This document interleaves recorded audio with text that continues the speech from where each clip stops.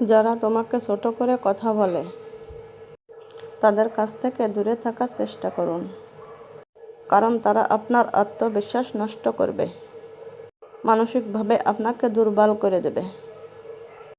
মানুষ তখনই কষ্ট পায় যখন ভুল মানুষকে গুরুত্ব দেয়। তাই নিজেকে ভালোবাসুন, আপনার মানসিক শান্তিকে অগ্রাধিকার দিন।